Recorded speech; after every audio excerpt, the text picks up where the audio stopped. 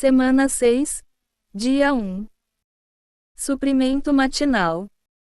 EF 2 para 7.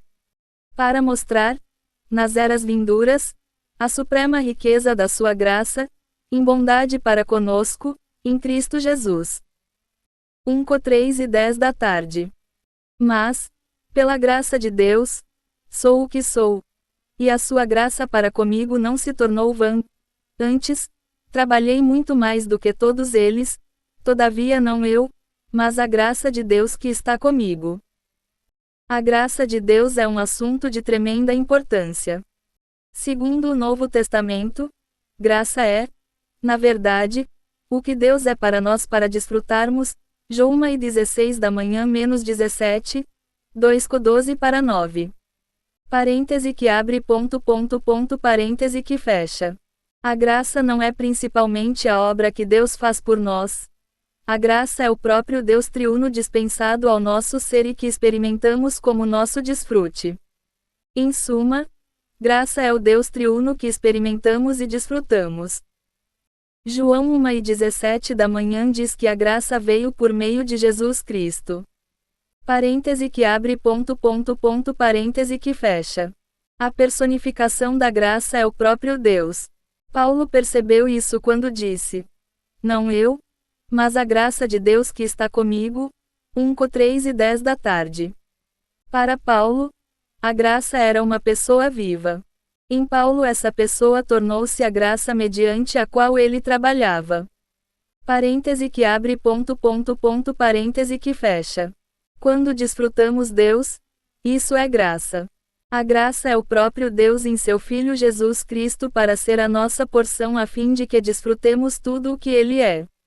The Conclusion of the New Testament, p. 102.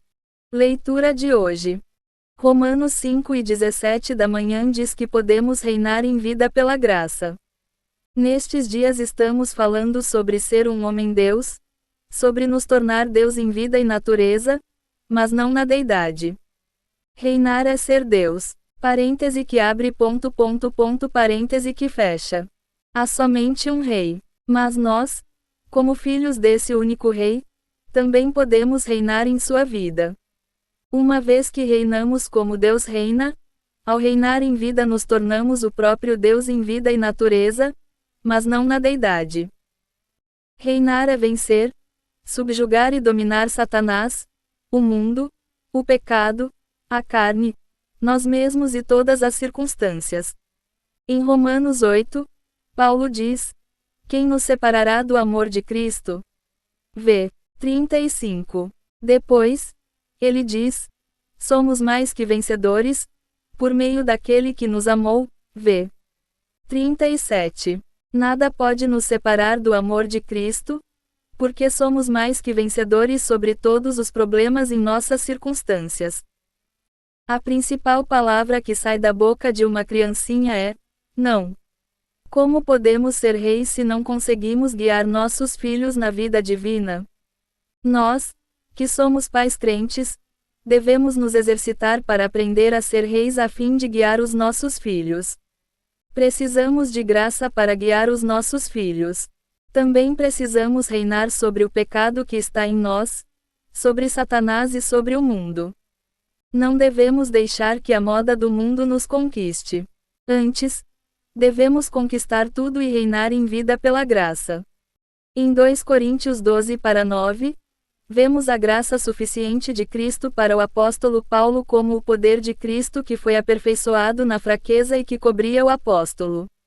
Deus deu muitas revelações elevadas ao apóstolo Paulo, por isso, Deus preocupava-se que ele pudesse se orgulhar por ter recebido essas revelações. Deus até mesmo o levou ao terceiro céu e ao paraíso para ouvir palavras indizíveis, as quais não é permitido ao homem falar. 2 Co 12 para 2-4. Por isso, Deus lhe deu um espinho, que era um mensageiro de Satanás, um espírito maligno, para esbofeteá-lo o tempo todo. V. 7. Paulo orou 3 vezes para que o espinho fosse removido, mas o Senhor não o removeu. Antes, ele disse a Paulo: a minha graça te basta, VV. 8 a 9. Ninguém poderia suportar esse espinho, mas a graça do Senhor pode. Essa graça todo suficiente tornou-se o poder para suportar e sustentar Paulo. Ela também o cobria, como um tabernáculo, para protegê-lo. Assim, a graça todo suficiente faz duas coisas.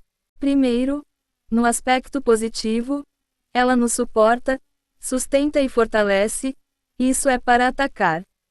Segundo, ela nos cobre e protege, isso é para defender. Essa graça todo suficiente é Cristo, e Cristo é o Deus triuno processado e consumado para ser o Espírito. Cristo, como o último Adão, tornou-se Espírito que dá vida, 1 Cor 3:45 da tarde b. Estudo Cristalização da Epístola aos Romanos, pp. 207 a 208,